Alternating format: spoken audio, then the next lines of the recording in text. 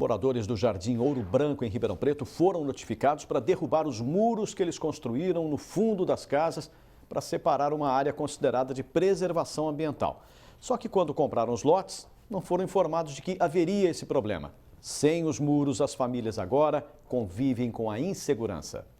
Caroline e Rafael construíram a casa onde moram e fizeram os muros laterais do quintal. Só que eles receberam uma intimação da prefeitura para derrubá-los, com a alegação de que não poderiam ter feito. Eles querem que a gente derrube uma parte que a gente está cuidando, entendeu? Que a gente não fez nada, a gente não construiu nada, a gente só tem uma grama aqui. E eles querem que a gente derrube e vai ficar aqui. Vai ficar com mato alto, com propensão de dengue, vai ter problema de roubo. E é isso que eu acho um absurdo. Segundo os moradores, a prefeitura diz que o espaço é uma área de preservação permanente. Só que o Rafael explica que, nesse caso, não poderia ser considerada APP pela distância da casa. Porque dentro da norma da APP diz que uma APP tem que estar no mínimo 18 metros de distância de qualquer residência. Ela provavelmente teria que estar do outro lado da rua de uma residência para poder, porque como é APP, é área de preservação permanente, ela tem mato, ela tem risco de incêndio, ela não pode estar próxima a uma casa, né?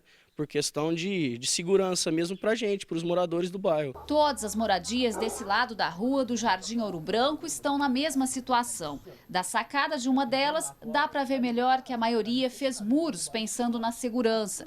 Romeu já foi assaltado 2 vezes pelos fundos da casa. Limparam a casa, levaram tudo. Isso daí é um sofrimento que a gente passa agora, né? Porque eu comprei o lote no início, isso daí era oferecido como um benefício, ter essa área verde no fundo, que a gente poderia cuidar dela, né?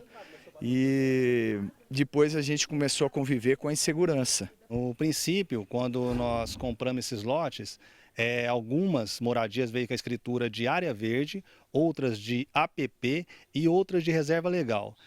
A prefeitura não sabe definir o que seria essa área. É uma bagunça, é um descaso total, os engenheiros de lá, os fiscais não entendem nada da área, não conhecem a área, que portanto a área de 10 anos para cá, ela cresceu em mais de 100%. Aqui nós temos outro exemplo. A dona da casa não murou o quintal e segue à risca a regra da prefeitura. Só que olha o problema, é mato para todo lado e o fundo, praticamente aberto, dá para um passo particular e a rodovia Anhanguera. A informação que eu tenho desde que eu mudei aqui é que a gente não pode construir e nem preservar a área.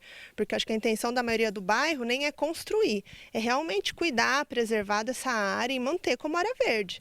Eu acho que ninguém aqui quer fugir dessa regra. O problema aqui é que eles não cuidam, não permitem a gente murar nem cuidar, ou seja, a gente tem muito problema de assalto. A casa já foi assaltada. A moradora instalou câmeras de segurança e colocou grades nas janelas, mas fica sempre apreensiva, sem contar animais peçonhentos que aparecem no local. Até cobras são frequentes nos quintais. Os moradores se sentem enganados diante de tudo isso.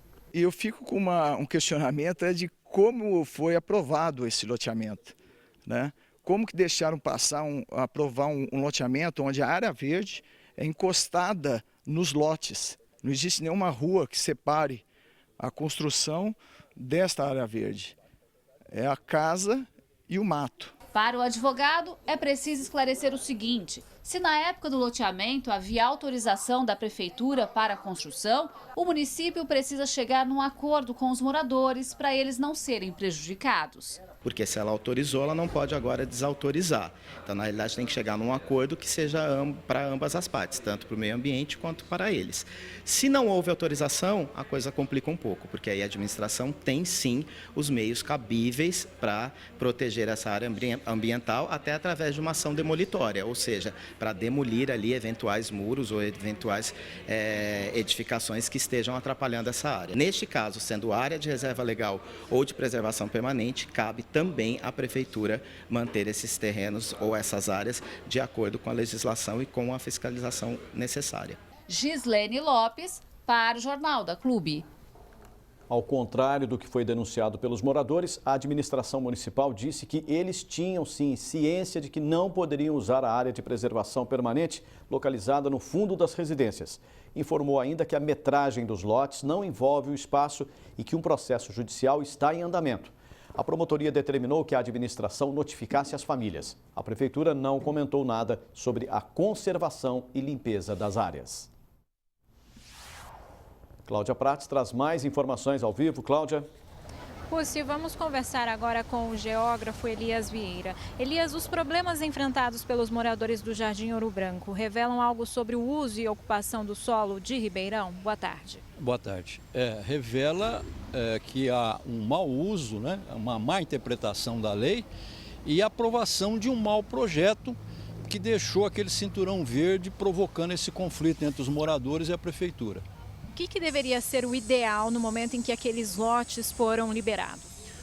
Olha, a análise do projeto deveria exigir do loteador uma área verde centralizada na totalidade do percentual que a lei de uso e ocupação do solo exige, não um cinturão distribuído no fundo dos lotes que realmente incentiva a ocupação irregular. O plano diretor da cidade é outra questão pouco valorizada e que boa parte da população aí desconhece. Neste caso, ter um plano diretor evitaria o problema?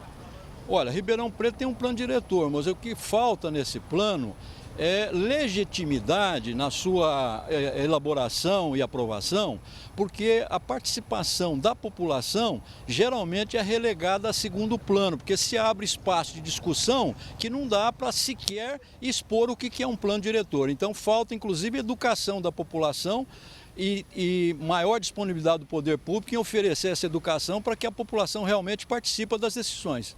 O que poderia ser feito agora para evitar danos aos moradores ali do local? Realmente, cada morador tem que limitar a ocupação ao que está na sua escritura, a metragem que está na sua escritura. O que é área pública realmente tem que ser mantida como área pública. Agora, também não é direito a prefeitura não zelar por essa área e propiciar que haja ali uma vegetação inadequada, animais peçonhentos, enfim, uma área abandonada que só vai trazer problema para os moradores. A prefeitura foi quem mais errou neste caso? Eu acredito que ela tem uma grande dose de responsabilidade na decisão, porque foi ela quem aprovou como está o projeto. Eu entendo que jamais deveria ser aprovado daquela forma. Quem que deveria ter explicado toda essa situação para os moradores do bairro antes dele ser criado?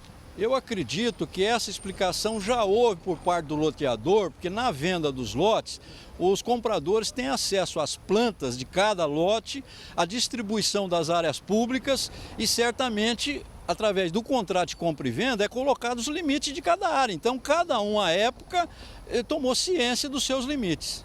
É possível falar em riscos e até mesmo prejuízos da área estar daquele jeito no local, como um cinturão, como o senhor mencionou? Um dos riscos, inclusive, que pode envolver um acidente com a população, é uma eventual queimada que pode ocorrer ali, um incêndio, né, indevido, porque realmente está abandonado. O que precisaria ser feito ali talvez é uma pista de caminhada, né, um bom paisagismo, enfim, fazer com que a população pudesse ter algum meio de usar coletivamente aquela área de maneira produtiva. Certo, muito obrigada pela sua participação aqui no Jornal da Clube. E daqui a pouco eu volto com outras informações. Pussi. Ok, Cláudia.